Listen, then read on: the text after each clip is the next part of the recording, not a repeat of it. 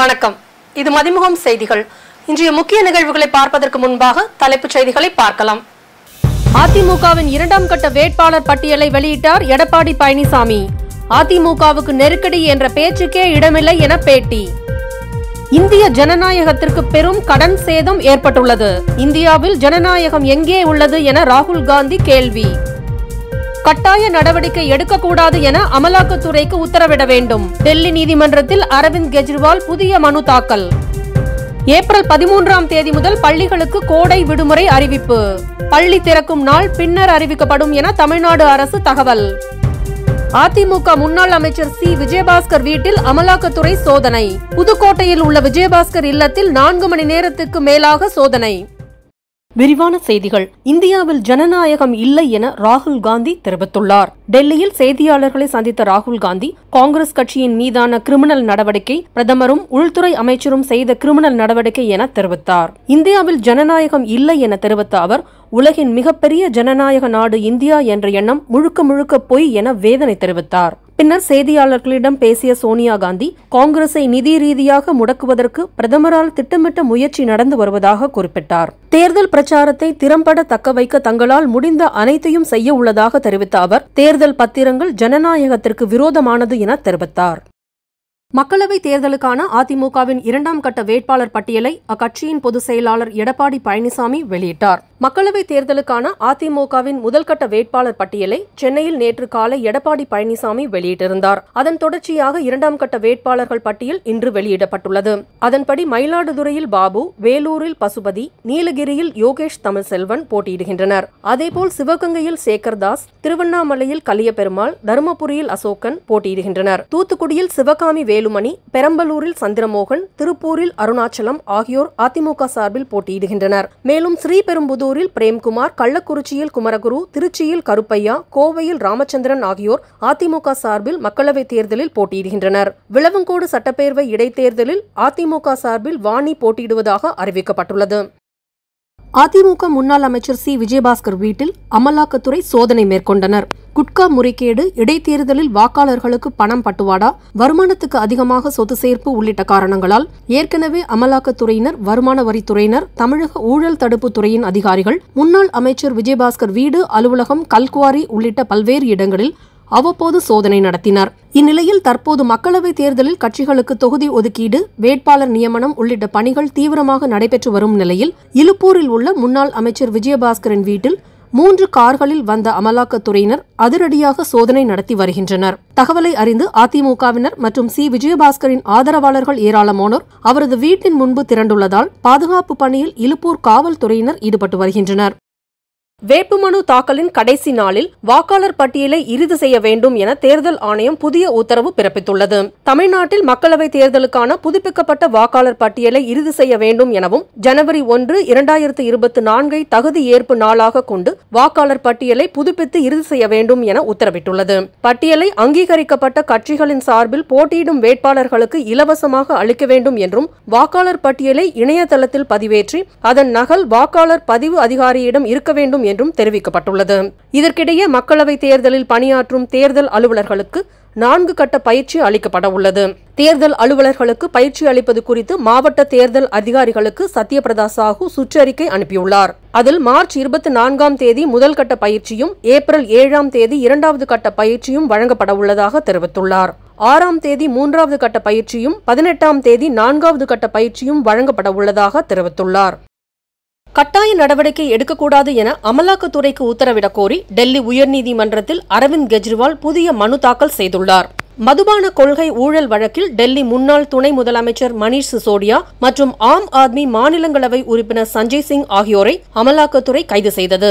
இதில் டெல்லி முதலமைச்சரும் ஆம் ஆத்மி ஒருங்கிணைப்பாளருமான அரவிந்த் கெஜ்ரிவாலை விசாரணைக்கு ஆஜராகுமாறு அமலாக்கத்துறை சம்மன் அனுப்பியது. 8 முறை சம்மன் அனுப்பியும் அரவிந்த் கெஜ்ரிவால் அமலாக்கத்துறை விசாரணைக்கு இன்னும் ஆஜராகாத நிலையில் அமலாக்கத்துறையின் சம்மன் சட்டவிரோதமானது என்று கூறி அரவிந்த் கெஜ்ரிவால் ஆஜராக மறுத்து வருகிறார். இந்நிலையில் அமலாக்கத்துறையின் சம்மனுக்கு எதிராக தடை விதிக்க வேண்டும் என அரவிந்த் கெஜ்ரிவால் டெல்லி உயர்நீதிமன்றத்தில் மனு தாக்கல் செய்தார். அதில் அமலாக்கத்துறையின் சம்மனுக்கு தடை விதிக்க டெல்லி உயர்நீதிமன்றம் மறுத்துவிட்டது. இந்த நிலையில் டெல்லி உயர்நீதிமன்றத்தில் புதிய மனு ஒன்றை கெஜ்ரிவால் தாக்கல் செய்துள்ளார்.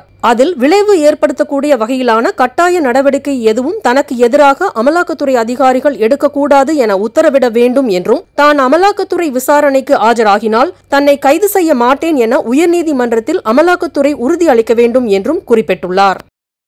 மக்களவைத் தேர்தலில் மதிமுக சார்பில் திருச்சியில் போட்டியிடும் அக்கட்சியின் முதன்மை செயலாளர் துரை வைகோவிற்கு கவிஞர் வைரமுத்து வாழ்த்து தெரிவித்துள்ளார். மக்களவைத் தேர்தலில் திமுக கூட்டணியில் மதிமுக சார்பில் முதன்மை செயலாளர் துரை வைகோ திருச்சி தொகுதியில் போட்டியிடுகிறார். இதனையடுத்து அவர் பல தலைவர்களை சந்தித்து வாழ்த்துக்களையும் ஆசிகளையும் பெற்று வருகிறார். இந்த நிலையில் இன்று கவிஞர் வைரமுத்து அவர்களை அவரது இல்லத்தில் சந்தித்து வாழ்த்துக்களை பெற்றார். இந்த நிலையில் துரை வைகோவுக்கு கவிஞர் வைரமுத்து வாழ்த்து தெரிவித்துள்ளார். இதுகுறித்து கவிஞர் வைரமுத்து வெளியிட்டுள்ள எக்ஸ் தள பதிவில், தீயின் பொறி, திராவிட நெறி, தேர்தலே வெறி, திருச்சியே குறி, நிறைவேற்றி காண்பார் துரை வைகோ என்று வாழ்த்து தெரிவித்துள்ளார். பதஞ்சலி மற்றும் அதன் நிர்வாக இயக்குநர் ஆச்சாரிய பாலகிருஷ்ணா உச்சநீதிமன்றத்தில் நிபந்தனையற்ற மன்னிப்பு கோரினார். பதஞ்சலி நிறுவனம் தீராத நோய்களையும் குணப்படுத்துவதாகவும், அதேபோல அலோபதி மருத்துவ முறைக்கு எதிரான கருத்துக்களை உள்ளடக்கியும் விளம்பரங்கள் வெளியாகின. இதற்கு எதிர்ப்பு தெரிவித்து இந்திய மருத்துவ சங்கம் தொடர்ந்த வழக்கை விசாரித்த உச்சநீதிமன்றம் பதஞ்சலி நிறுவனத்தை கடுமையாக எச்சரித்து கண்டனம் தெரிவித்திருந்தது. எந்தவொரு தவறான விளம்பரங்களையும் செய்ய வேண்டாம் என்று அறிவுறுத்திய உச்சநீதிமன்றம் மீறினால் கடுமையான அபராதம் விதிக்கப்படும் என்று எச்சரித்தது. இருப்பினும் கடந்த 4 மாதங்களாக பதஞ்சலி இதுபோன்ற விளம்பரங்களை நிறுத்தாமல் தொடர்ந்து வந்தது. இதைத் தொடர்ந்து வழக்கு கடந்த மாதம் விசாரணைக்கு வந்தபோது பதஞ்சலியின் தயாரிப்புகளை விளம்பரப்படுத்துவதற்கு தடை விதித்து நீதிபதிகள் உத்தரவிட்டனர். மேலும் பதஞ்சலி நிறுவனம் மற்றும் அதன் நிர்வாக இயக்குநரான பாலகிருஷ்ணன் ஆகியோருக்கு எதிராக நீதிமன்ற அவமதிப்பு நோட்டீஸை உச்சநீதிமன்றம் வழங்கியது. இந்த நோட்டீஸ் குறித்து பதிலளிக்காத பதஞ்சலி நிறுவனத்திற்கு உச்சநீதிமன்றம் கண்டனம் தெரிவித்தது. இந்த நிலையில் நோட்டீஸிற்கு பதில் அளித்த பதஞ்சலி நிர்வாக இயக்குநர் ஆச்சாரிய பாலகிருஷ்ணா நிபந்தனையற்ற மன்னிப்பு கேட்டார். மேலும் விளம்பரங்களில் மீண்டும் தவறான தகவல்களை வெளியிட மாட்டோம் என உச்சநீதிமன்றத்தில் பதஞ்சலி நிறுவனம் உறுதியளித்தது. தமிழ்நாட்டில் ஏப்ரல் 13ஆம் தேதி முதல் பள்ளிகளுக்கு கோடை விடுமுறை அளித்து தமிழ்நாடு அரசு அறிவித்துள்ளது. இது தொடர்பாக அரசு வெளியிட்டுள்ள அறிக்கையில், மக்களவைத் தேர்தல் அறிவிக்கப்பட்டுள்ளதால் தமிழகத்தில் உள்ள அனைத்து அரசு உதவி பெறும் மற்றும் தனியார் பள்ளிகளில் பயிலும் 1 முதல் 9ஆம் வகுப்பு மாணவர்களுக்கான இறுதித் தேர்வுகள் ஏப்ரல் 2ஆம் தேதி முதல் தொடங்கி 12ஆம் தேதி வரை நடைபெறும் எனவும், 13ஆம் தேதி முதல் மாணவர்களுக்கு கோடை விடுமுறை என அறிவித்துள்ளது. மேலும் ஆசிரியர்கள் ஏப்ரல் 19ஆம் தேதி நடைபெறவுள்ள மக்களவைத் தேர்தல் சார்ந்த பயிற்சிகள் உள்ளிட்ட அனைத்து தேர்தல் பணிகளையும் மேற்கொள்ள வேண்டும் என தெரிவிக்கப்பட்டுள்ளது. மேலும் 23ஆம் தேதி முதல் 26ஆம் தேதி வரையில் 1 முதல் 9ஆம் வகுப்பு மாணவர்களுக்கான விடைத்தாள் திருத்துதல், தேர்வு முடிவுகள் வெளியிடுதல் மற்றும் அடுத்த கல்வியாண்டிற்கான மாணவர்கள் சேர்க்கை போன்ற பணிகளை மேற்கொள்ள வேண்டும் எனவும் தெரிவிக்கப்பட்டுள்ளது. மேலும் கோடை விடுமுறை முடிந்து பள்ளி திறக்கும் நாள் பின்னர் அறிவிக்கப்படும் எனவும் தெரிவிக்கப்பட்டுள்ளது. திமுகவை குறை கூறுவதற்கு அதிமுகவுக்கு தகுதியில்லை என கனிமொழி எம்பி தெரிவித்துள்ளார். தூத்துக்குடி விமான நிலையத்தில் செய்தியாளர்களிடம் பேசிய அவர், மக்களவைத் தேர்தலில் மீண்டும் தூத்துக்குடி தொகுதியில் போட்டியிடுவதற்கு வாய்ப்பளித்த முதல்வர் ஸ்டாலினுக்கு நன்றியை தெரிவித்தார். நீட் தேர்வை ரத்து செய்வது தொடர்பாக திமுக சார்பில் நீதிமன்றத்தில் வழக்கு தொடரப்பட்டு நடைபெற்று வருவதாக குறிப்பிட்ட கனிமொழி எம்பி, மத்தியில் ஆட்சி மாற்றம் வந்தவுடன் தமிழகத்திற்கு நீட் தேர்விலிருந்து கட்டாயம் விலக்கு அளிக்கப்படும் என உறுதியளித்தார். கடந்த முறை 10 ஆண்டுகள் மத்தியில் கூட்டணி ஆட்சியில் இருந்தும் தமிழகத்திற்கு எதுவும் செய்யாத அதிமுக, திமுகவை பார்த்து கேள்வி கேட்பதற்கு எந்த தகுதியும் இல்லை என அவர் கூறினார். திருவாரூர் தியாகராஜர் கோயில் பங்குனி உத்திர திருவிழாவை முன்னிட்டு தேரோட்டம் வெகு விமர்சையாக தொடங்கியது. சைவ தலங்களில் முதன்மை தலமாக விளங்கும் திருவாரூர் தியாகராஜர் கோயிலில் பங்குனி உத்திர திருவிழா கடந்த மாதம் 27ஆம் தேதி கொடியேற்றத்துடன் தொடங்கியது. அதனைத் தொடர்ந்து தினம்தோறும் சுவாமி வீதி உலா காட்சிகள் நடைபெற்றது. இந்நிலையில் விழாவின் முக்கிய நிகழ்வான தேரோட்டம் வெகு விமர்சையாக நடைபெற்றது. தேரினை வேளாக்குறிச்சி ஆதீனம் மற்றும் தர்மபுரம் ஆதீனம், திருவாரூர் சட்டமன்ற உறுப்பினர் பூண்டி கலைவாணன், மாவட்ட ஆட்சியர் சாருஸ்ரீ ஆகியோர் வடம் பிடித்து இழுத்து தொடங்கி வைத்தனர். இதில் தமிழகம் மட்டுமின்றி வெளி மாநிலங்களிலிருந்தும் லட்சக்கணக்கான பக்தர்கள் பங்கேற்று தேரை வடம் பிடித்து இழுத்து சுவாமி தரிசனம் செய்தனர். அதேபோல் திருவள்ளூர் மாவட்டம் மீஞ்சூரில் அருள்மிகு காமாட்சி அம்மன் உடனுரை ஏகாம்பரநாதர் ஆலய பங்குனி பிரம்மோற்சவ தேரோட்டம் மிக சிறப்பாக நடைபெற்றது. இதில் ஆயிரக்கணக்கான பக்தர்கள் கலந்து கொண்டு தேரை வடம் பிடித்து இழுத்தனர். மயிலாடுதுறை புனித அந்தோணியார் திருத்தலத்தில் லூர்து மாதா கெபி திறப்பு விழாவை முன்னிட்டு சிறப்பு வழிபாடு நடைபெற்றது. மயிலாடுதுறையில் சமய நல்லிணக்கத்திற்கு சான்றாக திகழ்ந்து வரும் புனித பதுவை மற்றும் வனத்து அந்தோணியார் திருத்தல வளாகத்தில் புதிதாக கட்டப்பட்ட புனித லூர்து அன்னை கெபி திறப்பு விழா நடைபெற்றது. விழாவிற்கு திருத்தல பங்கு தந்தை ஜான் பிரிட்டோ அடிகளார் தலைமை வகித்தார். மயிலாடுதுறை மறைவட்ட அதிபர் தார்சிஸ் ராஜ் அடிகளார் லூர்து மாதா கெபி கல்வெட்டை திறந்து வைத்தார். தொடர்ந்து ஆலய வளாகத்தில் சிறப்பு திருப்பலி நடைபெற்றது. இதில் உலக நன்மைக்காகவும் இயற்கை சீற்றங்களிலிருந்து உலக மக்கள் பாதுகாக்கப்படவும் தீவிரவாதம் ஒழிந்து மனித நேயம் மலர்ந்திட வேண்டி சிறப்பு வழிபாடுகள் நடைபெற்றது. தூத்துக்குடி தொகுதி திமுக வேட்பாளர் கனிமொழி வெற்றிக்காக தீவிரமாக பணியாற்றி இந்தியா கூட்டணியை வெற்றி பெற செய்வோம் என காங்கிரஸ் நிர்வாகிகள் உறுதியளித்தனர். தூத்துக்குடி மாவட்டம் கோவில்பட்டியில் காங்கிரஸ் கட்சி நிர்வாகிகள் சார்பில் நாடாளுமன்ற தேர்தல் தொடர்பான ஆலோசனைக் கூட்டம் நடைபெற்றது. இந்த தேர்தலில் இந்தியா கூட்டணியில் போட்டியிடும் திமுக வேட்பாளர் கனிமொழிக்காக தீவிரமாக பணியாற்ற வேண்டும். நாம் ஒவ்வொரு கிராமமாக சென்று மக்களை சந்தித்து கனிமொழிக்கு ஆதரவு திரட்டி அவரை வெற்றி பெற செய்வோம் என காங்கிரஸ் கட்சி நிர்வாகிகள் உறுதியளித்தனர். இதில் வடக்கு மாவட்ட பொறுப்பாளர்கள் பொன்னுசாமி பாண்டியன், வட்டார தலைவர் ரமேஷ் மூர்த்தி ஆகியோர் தலைமை வகித்தனர். தற்போது பாராளுமன்ற உறுப்பினராக இருக்கக்கூடிய திரு கனிமொழி கருணாநிதி அவர்களை மீண்டும் இந்தியா கூட்டணியில் ஆட்சி அமைப்பதை உறுதி செய்த நமது இளைஞர் தலைவர் ராகுல் காந்தி அவர்களை இந்தியாவில் பாரத பிரதமராக்கிட நாம் நிச்சயமாக ஒன்றுபட்டு செயல்பட வேண்டும்.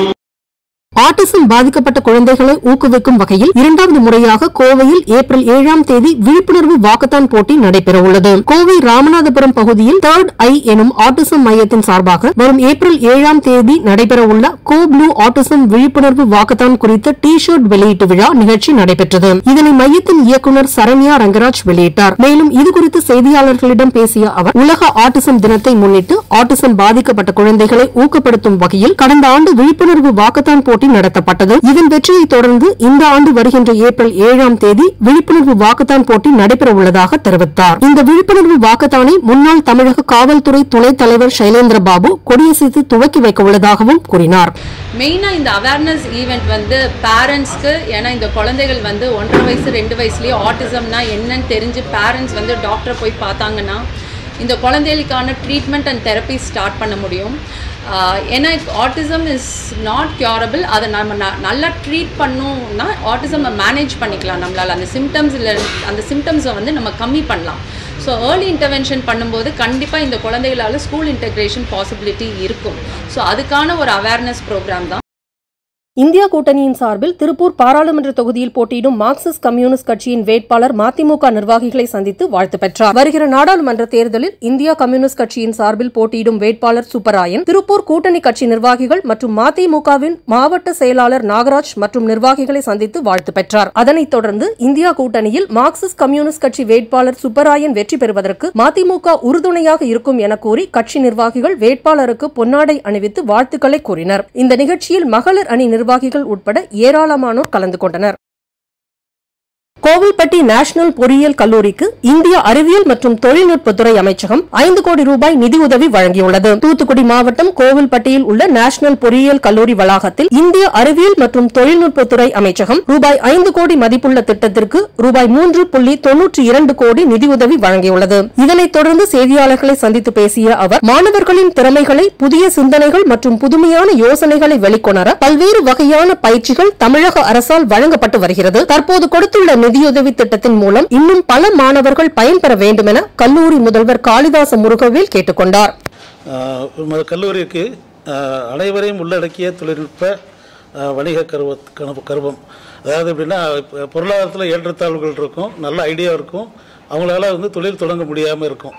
அந்த மாதிரி இல்லாமல் எல்லாருக்கும் வாய்ப்பு கொடுக்க மாதிரி ஒரு அமைப்பு. அந்த மாதிரி தான் அனைவரையும் உள்ளடக்கிய தொழில்நுட்ப வணிக கருவகம், அதாவது இன்க்ளூசிவ் டெக்னாலஜி பிஸ்னஸ் இன்குபேட்டர் அப்படின்னு இங்கிலீஷில் சொல்கிறாங்க.